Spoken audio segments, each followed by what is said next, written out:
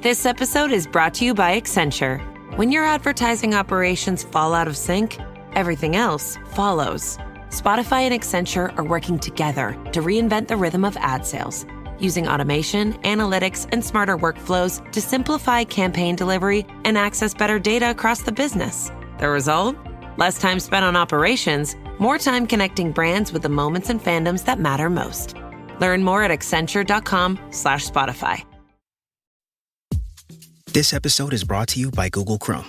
You think you know a browser, but Gemini and Chrome? That's new. It can help you with practically anything on the web, like restoring a vintage motorcycle from a 50-page restoration blog, or finally break down that long article you've had open for weeks. Gemini and Chrome is here for it. Ready to make anything online make sense? There's no place like Chrome. Check responses, setup required, compatibility and availability varies, 18+.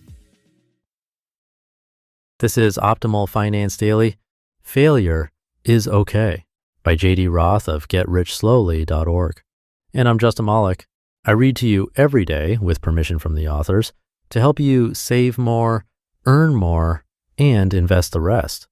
So with that, let's get right into it as we optimize your life. Failure is okay, by J.D. Roth of GetRichSlowly.org. Yesterday, for the first time in my 40 and a half years on this earth, I went ice skating. Initially, I was scared to try, but I eventually gave in to the taunts from my 8 and 10-year-old friends. I love roller skating, and I'm not too bad at it, but the ice skating, well, it sucked. It took me 8 minutes to make it around the rink for the first time, clinging to the wall, my shins in pain. It took me 5 minutes to make it around a second time, 4 minutes for round 3. My first half hour on the ice was an exercise in frustration. I couldn't make it more than a few feet without falling or lunging for the wall. Worst of all, I had to swallow my pride and accept advice from Tristan, Emma, and Harrison, my grade school guides. Emma especially was keen to skate around with me, saying, "You're doing great, JD. Good, good." By the end of afternoon, I could make it around the rink on my own. My steps were shaky and uncertain, but ultimately my personal best was 2.5 laps before falling or grabbing the wall. I'll never be an Elvis Stoico, nor even a Tanya Harding, but now I can say I've been ice skating. I could have let my early failures and frustrations get me down. I could have left the ice and said, "I'm not doing this anymore." Instead, I stuck with it. I'm glad I did. The ability to keep going in the face of failure is critical to success when learning to skate and when learning to manage your money. Nobody's perfect. We all make mistakes with money every day. I've made tons in the past and I continue to make them. Here are just a few examples.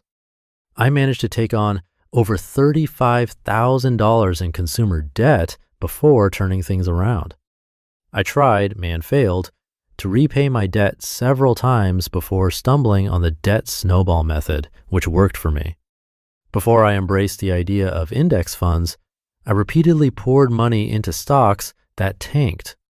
When I bought my used Mini Cooper last spring, I let emotion override my better judgment and ended up paying more for the car and getting less for my trade-in than I should have. I could name dozens of other examples, big and small, but the key is, every time I realize I've made a financial mistake, I try to learn from it so I don't repeat it in the future. Sometimes I do repeat my mistakes, but I try not to.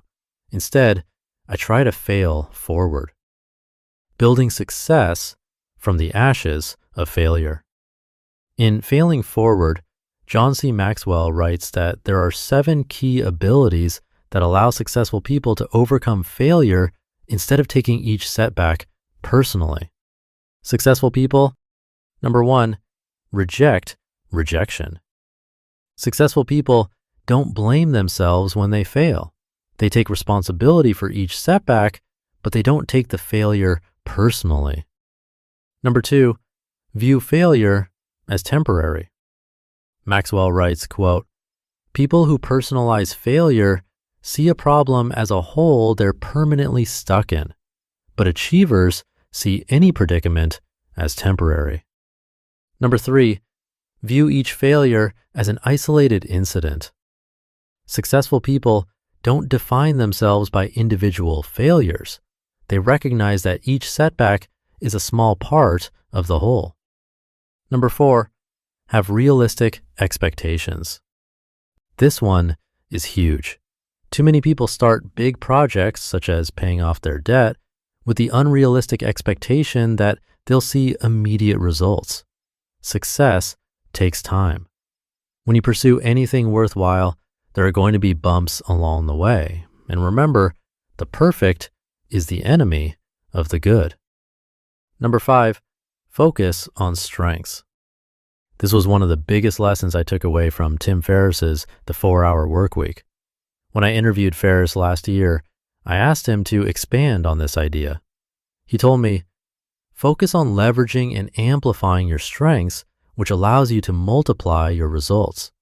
Fix any fatal weaknesses to the extent that they prevent you from reaching your goals, but perfection isn't the path to your objectives. Finding ways to cater to your strengths is. Number 6, vary approaches. Maxwell writes, quote, achievers are willing to vary their approaches to problems. That's important in every walk of life, not just business, end quote.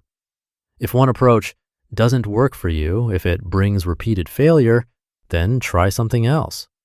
Maxwell is saying that to fail forward, you must do what works for you, not necessarily what works for other people. And number 7, bounce back. Finally, successful people are resilient. They don't let one error keep them down. They learn from their mistakes and move on. These 7 points form a firm foundation for dealing with failure in all parts of life, including personal finance. As you pay off your debt, as you learn to invest, as you cut your spending, accept that some failure is inevitable. But you are not your mistakes. Own them, learn from them, and move on. And remember, good habits keep small mistakes manageable. It's never too late to change direction, to start making smart choices. If you're 40 and don't have retirement savings, you can start saving tomorrow. If you're 30 and staggering under the weight of credit card debt, you can cut up your cards and make a commitment to change direction. The wonder of the future is that it can be built upon the ashes of the past. At 40, I can look at who I am and can connect the dots back through my life. Though I regret not saving for retirement when I was younger, though I regret accumulating massive credit card debt, though I regret living a consumerist lifestyle, I see now that these experiences made me the man I am today. Without them, I wouldn't be motivated to help others make smart money decisions. And let's be clear, I'm not advocating that others repeat the mistakes I've made. Failure is okay. Every day I write this blog, I'm afraid I'll fail.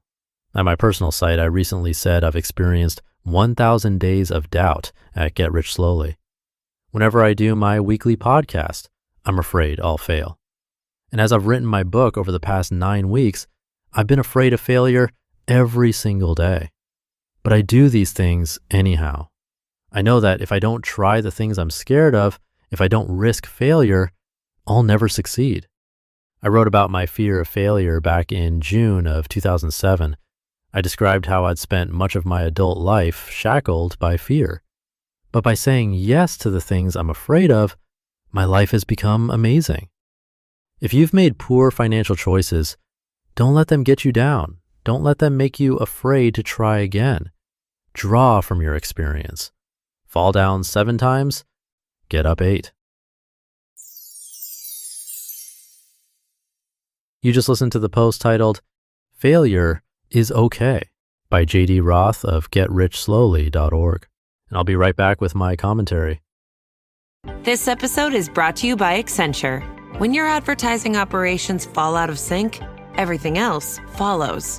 Spotify and Accenture are working together to reinvent the rhythm of ad sales, using automation, analytics, and smarter workflows to simplify campaign delivery and access better data across the business. The result?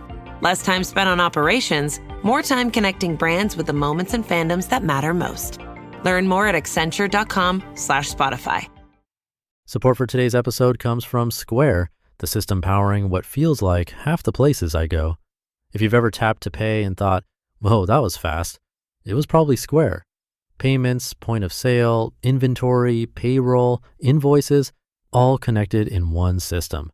My favorite bagel spot down the street runs on Square, and businesses that use it just feel more put together with quick checkout, easy receipts, loyalty points I didn't have to sign up for twice. And on the money side, that's what I like. No contracts, no hidden fees, and you can see sales in real time. Sellers using Square online earn 36% more revenue on average. If you're starting a business or running one that deserves better tools, Square helps you sell, manage, and grow without slowing down. Right now, you can get up to $200 off Square hardware at square.com/go/OFD. That's SQUARE.com/GO/OFD. Run your business smarter with Square. Get started today. Thank you to JD. I love that he opened with the ice skating story because it's such a clear picture of what learning anything new really looks like. 8 minutes clean to the wall, then 5, then 4. We don't see that part when we look at people who are good with money. We just see them as professional skaters and we assume they were always like that. But almost everyone who's good with money got there by falling down a lot first. I've made plenty of money mistakes myself over the years and I still make them. But he makes a great point about realistic expectations. So many of us start something big like paying off debt or finally investing, and we expect to see results right away. And when we don't, we take it as proof that we've failed and we quit. But that isn't failure. It's just a practice he's talking about. And the real skill is getting back up, something many people don't do. You don't have to be an expert. You just have to not quit after the fall. So if you've made some money choices you're not proud of, try not to let them define you. Learn what you can and keep going. But that should do it for today. Have a great rest of your week. Keep getting back up, and I'll see you tomorrow where your optimal life awaits.